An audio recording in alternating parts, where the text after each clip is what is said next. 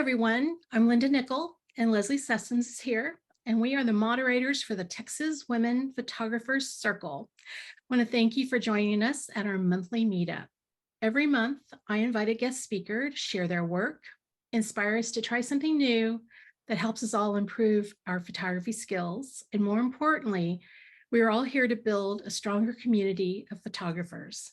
The schedule for our upcoming presentations is on my website at lindanickell.com, as well as the links to previous sessions on YouTube.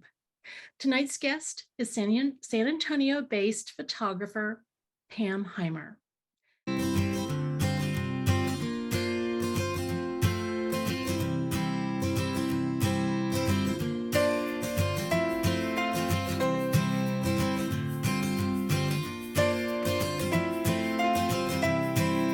Pam has filled her website with a variety of subjects such as florals, abandoned and rusted, landscapes, and dancers. The diverse subjects allow her freedom to exercise her creativity. A graduate from the New York Institute of Photography, Pam devotes her time to her art and her passion of photography. In tonight's presentation, The Reluctant Photographer, Pam's going to share her journey as a photographer with a focus on the friends, mentors, and the conversations that help push her out of her comfort zone. If you're on Instagram, look for Pam at PHTONT, and I'm going to ask her in a minute where she came up with that Instagram name. And you can connect with her through her website at pamhymer.zenfolio.com. Welcome to our program, Pam. Hi, thank you for having me. Okay. Well, I've been curious. I love asking people about their Instagram name. So what is yours? I don't even know how to say it. I'm assuming it's initials. Actually, it's not. So that came from years ago trying to figure out an email. And my name, Pam Hymer. Hymer is a very popular name in Germany. They actually have a big corporation. It's the Hymermobile. So if I ever do an LLC and try to incorporate or do anything like that, I have to change everything.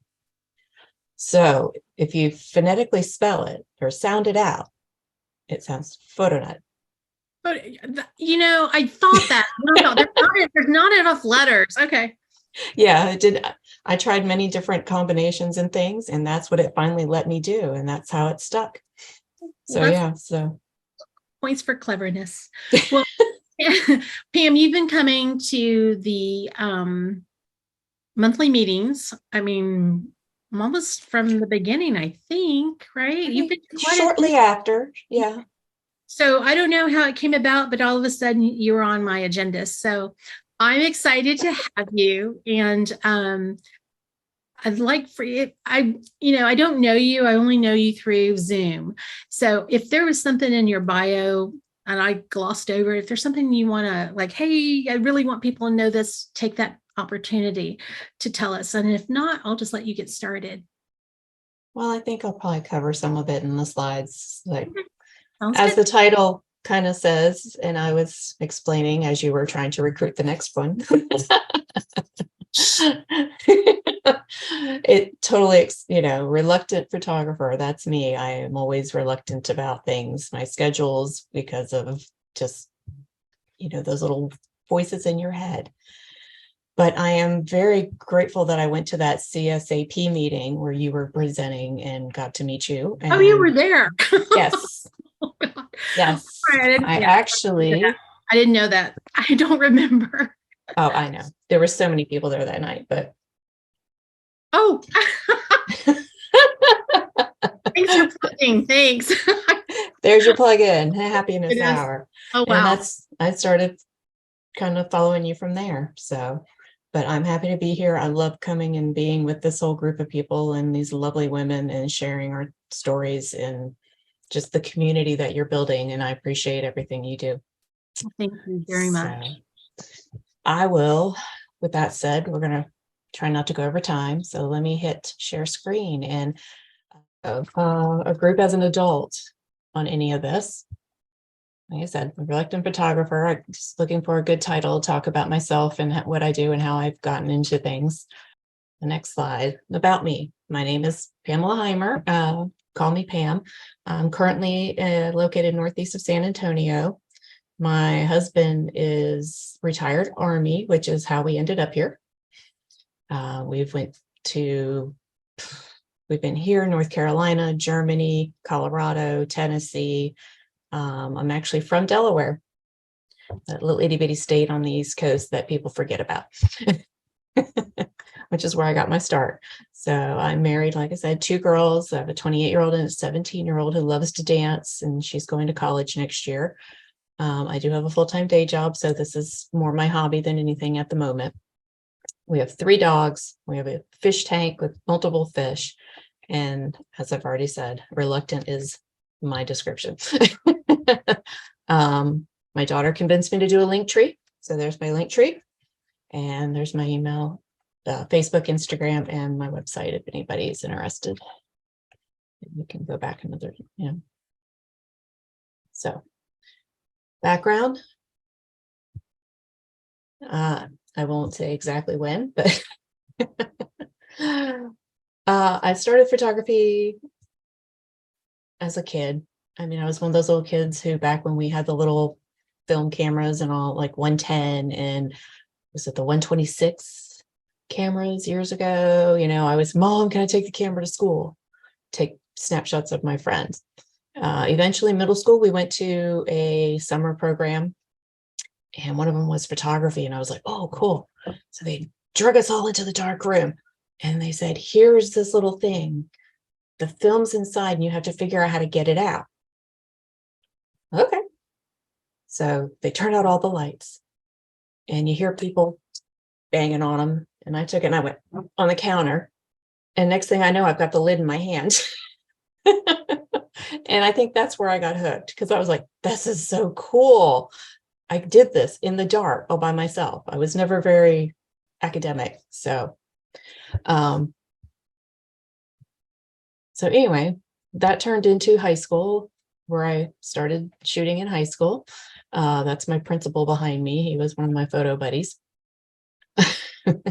Let's see. The middle one is my photography teacher, who I actually am still friends with and talk to, convinced me to do a portfolio and submitted it to 2 years. One was the Governor's School for Excellence, which I got accepted to. The next year, I was granted a scholarship and attended Parsons School of Design for the summer. So that's an old-fashioned portfolio there. The slides, you put your name on it. I don't live there anymore. I wasn't worried about the address. It's been a long time. But in some of my first kind of shots, one of my favorite projects I did in high school was on the Salem nuclear power plant, because during that time, it was shortly after 3 Mile Island, where my dad actually lived. So I couldn't go shoot there necessarily. So I went to the closest one, and that was Salem in New Jersey. But anyway. So after high school, I got young and dumb and got married. Dropped, what I was doing, didn't go into school, didn't make it into college because of my academics, but, art school, who thought you needed to know your academics for art school? Back then, yeah, you did. And you still do in a lot of them. So fast forward, my husband was in the Army. I had my daughter, my first daughter, and I picked up my camera again, just like we all do.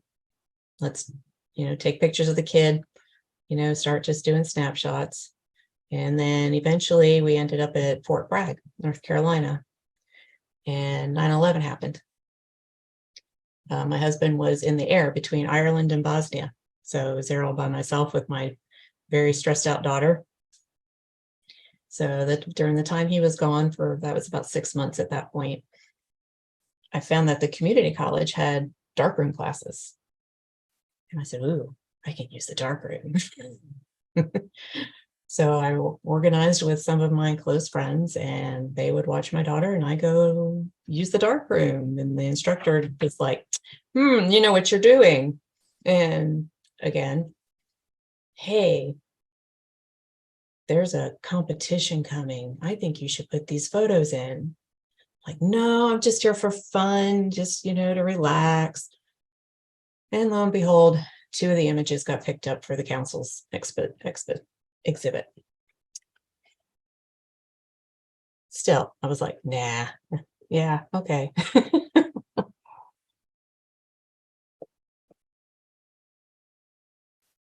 So as we're leaving Fort Bragg after my husband returned and coming here for the first time, going to the bank, back then you had to, close out your bank account, move your bank account to someplace else. This online banking stuff was not a thing.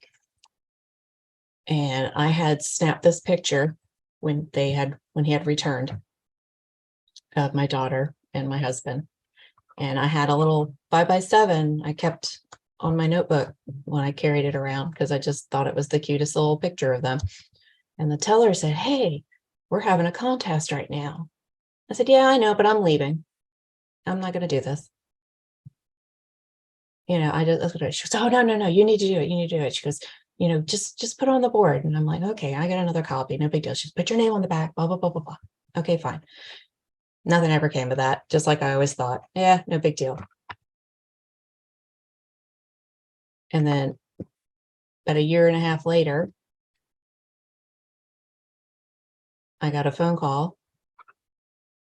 And "Hey, can we use this?" And of course I did. I wasn't thinking. I was like, sure. I didn't ask for any monetization. I was like, dang it, I could have got paid for that. So I never saw it in person, unfortunately, but it was up from what I was told about 3 years. But I did get a picture of it at least. So that was a nice surprise. And then we PCS to Germany next. And I ran into a fellow. This was just fun. This is what all of you new photographers need to discover: workshops. To find some local ones. I know everybody talks about photo walks, but the next best thing is a workshop. They cost a little money usually, because the person has to pay for their costs. But if you can find one that's, not super expensive, they're definitely worth going on. I ran into this fellow, and it turned out he worked on base, but he did photography part-time in the weekends. And he just put us all in his little car, and we just drive. And he'd show us all these cool spots. And of course, I was very reluctant, because you want me to get in a car with a stranger who I don't know, and I am going to go where? I don't know where I'm going, and how do I get there? Yeah, no. Mark and I are good friends now. He's in Utah. He's making it really well in his part-time photography. And I'm very happy for him, and I'm very grateful that I met him and I got over my nerves. So most of you here, most people I've met who do photography have some kind of anxiety. We're all somewhat introverted, not all of us, but quite a few of us are kind of introverted. This is why we do photography, because it's something we do by ourselves. But while I was there, I came across, as you were talking about contests, people do contests. Somebody sent me an email from back in the States and said, "Hey, check this website out. You should throw some of your pictures up there." And that was a nice surprise. I was in Paris the week before this happened, so I didn't get to go see it either myself, because I couldn't go back. I was like, oh man, I was like just there. We'd taken my mother-in-law. She came to visit. So who was saying, Susan, about the church, taking pictures at church? Most of you know, if you go places and they find out that you're a photographer, or you even do it as a hobby, or if they see like, hey, you take good pictures on your phone, let me do it. Hey, come and see this. I said, okay, fine. So they posed in the chair, pretending to do eye exams on each other. Next thing I know, they put it in a magazine at the hospital. Same thing here. The base photographer wasn't there. Hey, come do this. But this was my favorite. If any of y'all been to Green, you might know this place. I showed up, Kathy and I both in tow with our cameras. And the owner asked me a couple of times, you should come take pictures for me. So I finally broke down and did it. And it was wonderful. It was my first paid job. So, and my husband, he gives them out to his buddies and says, here, when they do something to his car, we'll put this on your website. Really? I don't like portraits, reluctantly, but this young lady insisted. We were good. She was one of my coworkers. I'm still have a hard time with the color matching, trying to do some of the toning, but I was very happy with these, and she was too. But as you talk about, this is my muse.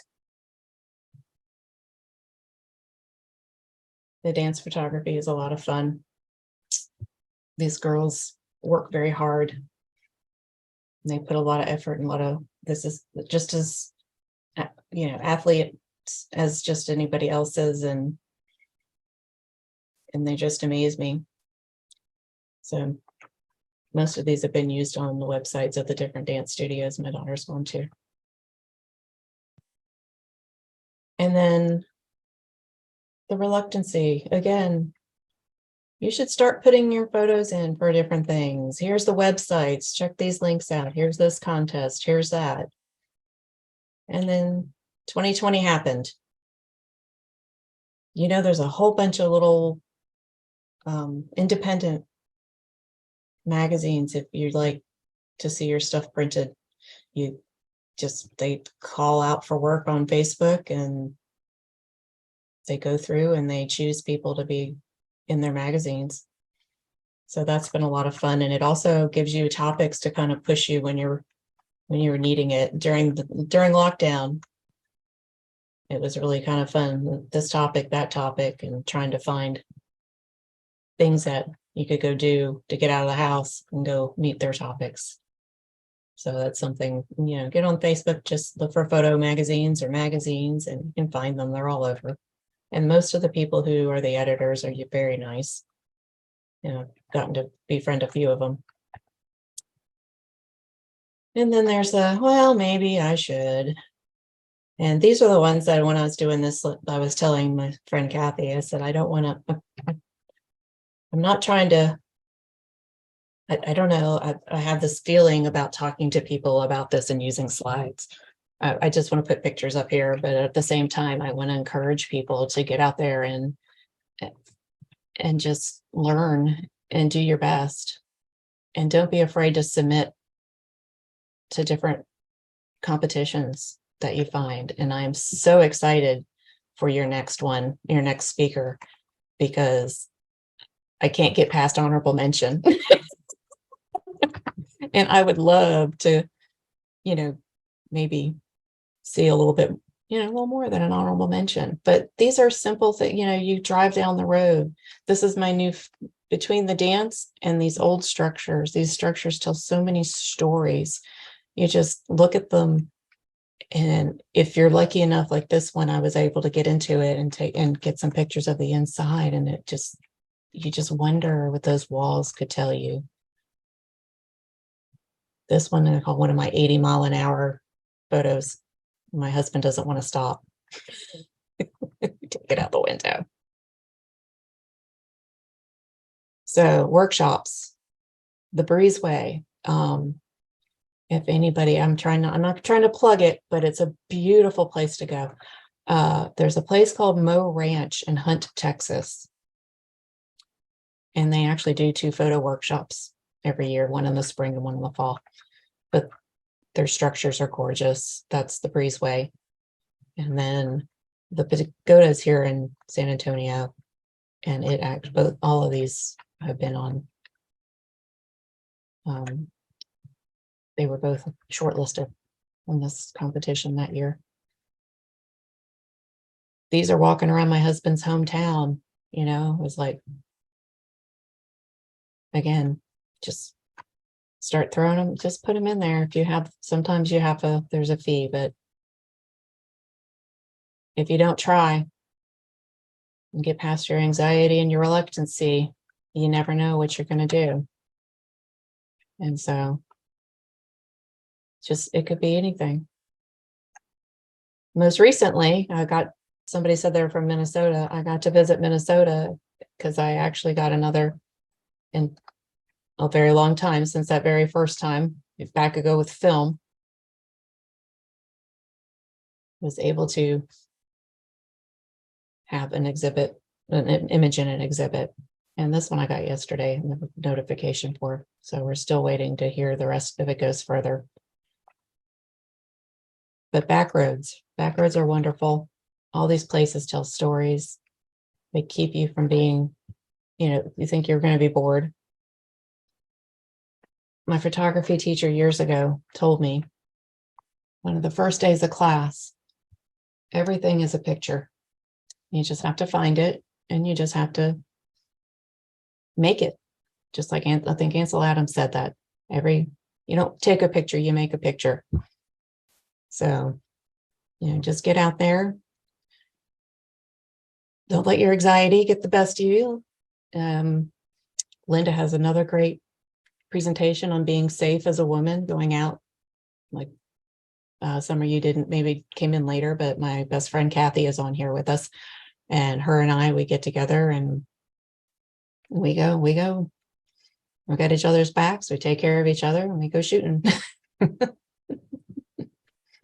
So I tried to keep it short and sweet. Didn't want to go over too far.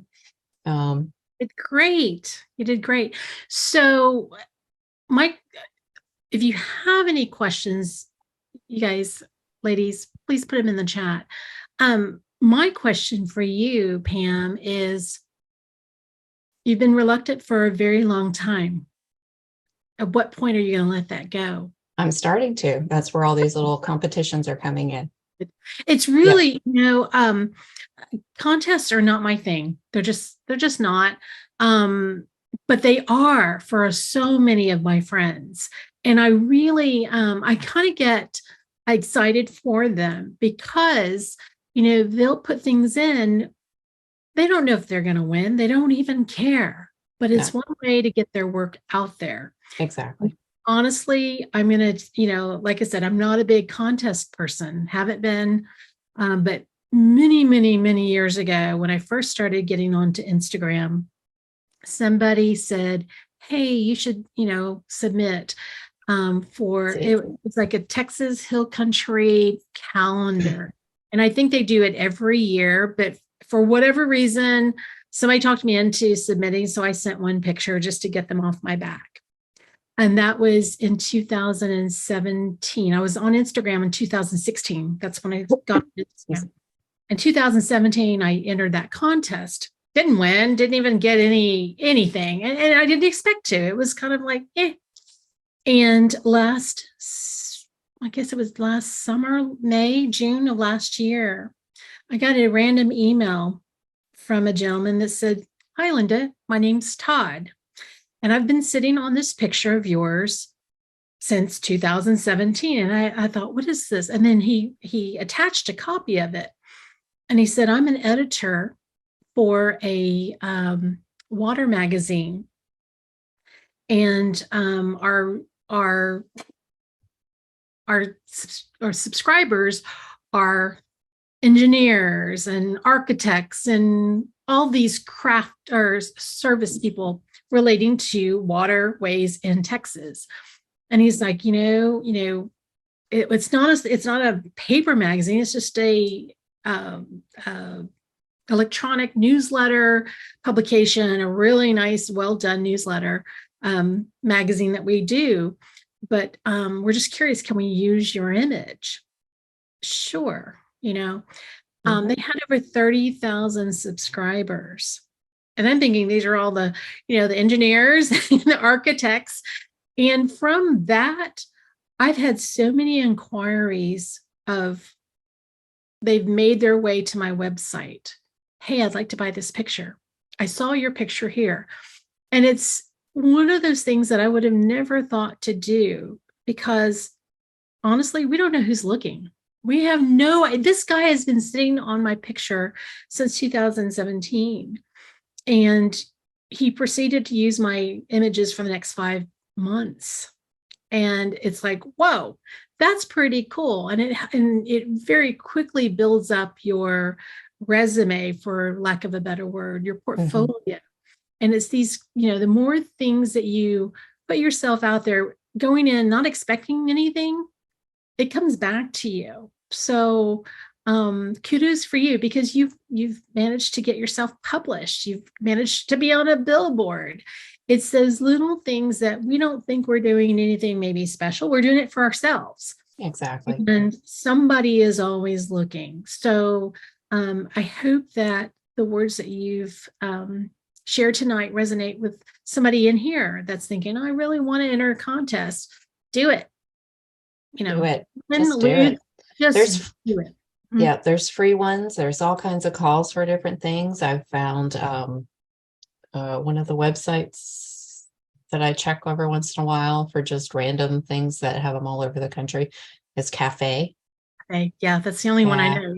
Yeah, and then there's Submittable, Cafe, Caviar. Is another one for publications. But Facebook has, like I said, they have a bunch of small ones, Photography and More. That's the one publisher that I've gotten to know pretty well. She's really good. She does a lot of really nice. So there is one question here, and maybe this is, you've answered it, but what magazines do you recommend? Any of them you can find. Most of them, if you just got to find the ones that have your niche. There's a lot of them for, of course, portraits. There's one that's actually called the photographer. It's like, yeah. And it's just for female photographers. And she does a lot of portrait magazines and stuff. And she'll put out like different genres of portraits and stuff like that.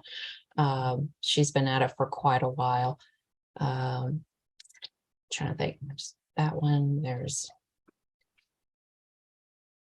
I mean, there's just so many. You just got to look for them. I think once you do that Google search for photo contest or photo magazine calls, and you can check my Facebook page and scroll down. I try and put them on there. Even Instagram has some of them on there.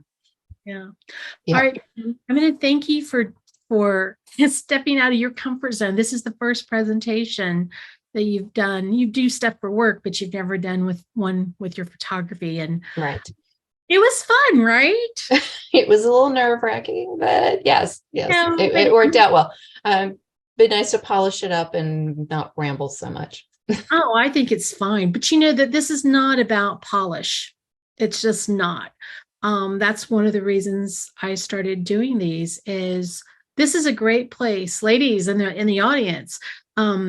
If you are thinking, gosh, I would love to do a presentation to my local camera club, come on here and practice. There's no judgment.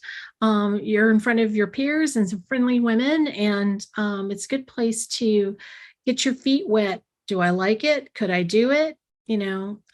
So anyway, that's my plug for if you're interested in doing a presentation, reach out to me because I rarely say no. And I spend a lot of time working with speakers, and it's a lot of fun. So put yourself on the line. It's a new year. You have nothing to lose. All right, Pam, thank you so much. You guys, ladies, I'm so sorry. I always say you guys, but you ladies, you can connect with Pam through her Instagram, and it's at PHTONT, kind of like photo nut, but it's not. I will link all of this in the show notes when I put this on YouTube. And her website is pamhymer.zenfolio.com.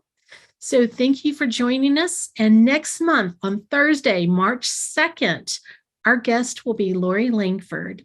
Lori is somebody out of Maryland, and she does some incredible work with flowers. Presentation is called Creative Flowerscapes.